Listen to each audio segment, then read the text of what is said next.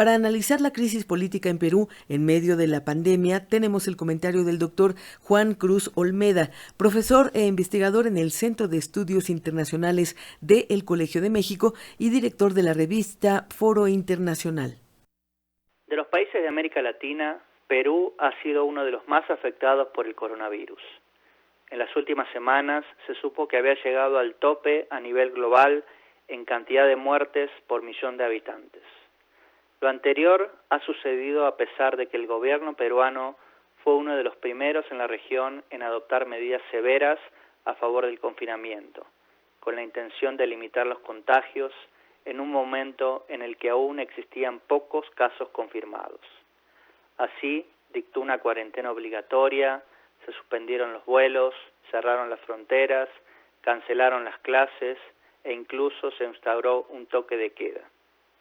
A pesar de estas acciones, los contagios y la cantidad de muertos escalaron rápidamente e incluso se hicieron virales imágenes de hospitales colapsados en algunas ciudades.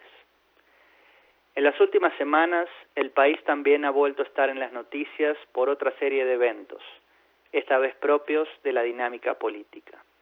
El Congreso hizo lugar a un pedido de destitución en contra del presidente Martín Vizcarra, luego de conocerse una serie de audios en las que se confirmó que el presidente estaba al tanto de la controversial contratación del cantautor Richard Cisneros, un viejo conocido suyo.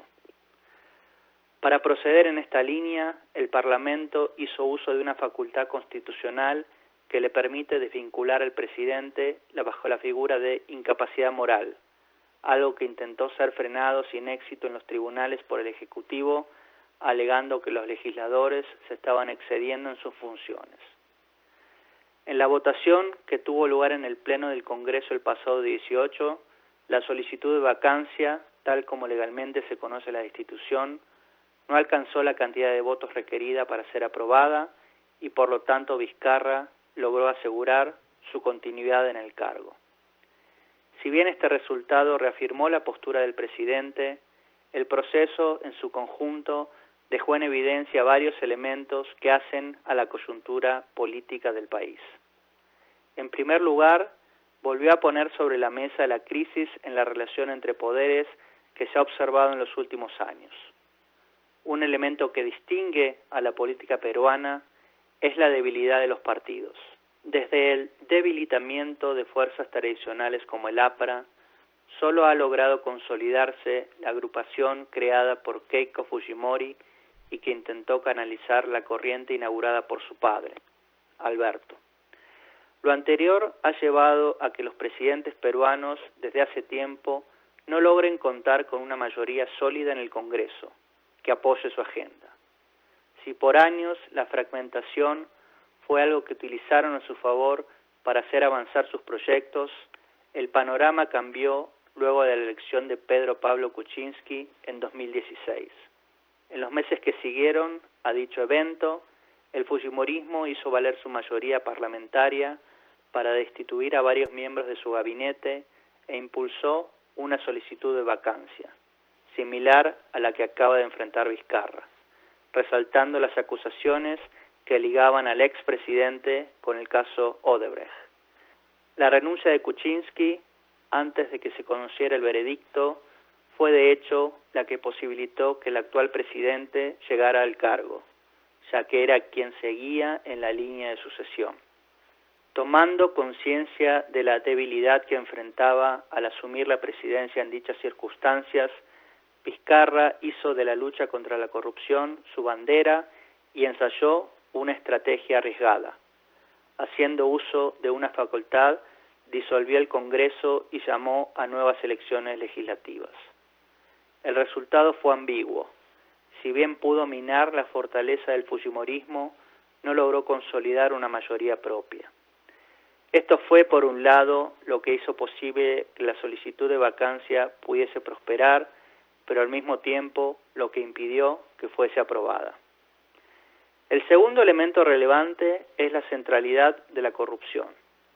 Perú es uno de los países en los que más avanzaron las investigaciones respecto del caso Odebrecht, que hicieron evidente la prevalencia de esquemas ilegales de financiamiento de la política y el pago de soborno a los gobiernos de turno a cambio de favores. Un dato relevante es que todos los expresidentes peruanos que estuvieron en el poder desde inicios del siglo XXI han sido investigados y la justicia ha encontrado indicios de culpabilidad. Alejandro Toledo se encuentra en Estados Unidos inmerso en una pelea legal para impedir su extradición al país. Alan García se suicidó al momento en el que un grupo de policías se aprestaba a detenerlo. Ollanta Humala y su esposa estuvieron en la cárcel por 9 meses y ahora esperan el proceso judicial en libertad. Kuczynski se encuentra en prisión domiciliaria. Por lo anterior, no resulta sorprendente que la acusación contra Vizcarra, que en este caso se encuadraría más bajo la figura de tráfico de influencias antes que de corrupción, resonara en ciertos sectores. Es importante reconocer que esto se da en el contexto de una suerte de pulseada entre el Congreso y el presidente, quien como resultado de las primeras medidas tomadas para enfrentar la pandemia, creció de manera sustantiva en su popularidad hasta alcanzar niveles récord de aprobación no solo para el país, sino para la región. El último punto tiene que ver con los efectos de la pandemia en el país y su impacto en términos de la dinámica política. A pesar de la inestabilidad observada en las instituciones políticas peruanas en los últimos años, el país había logrado un crecimiento económico sostenido y cierta mejora en varios indicadores sociales. La crisis del coronavirus ha puesto esto último en duda, por lo que las consecuencias de eventos como los vividos en las últimas semanas pueden resultar ahora más negativos para la realidad del país. Para Radio Educación, Juan Cruz Olmeda, profesor e investigador del Centro de Estudios Internacionales del Colegio de México.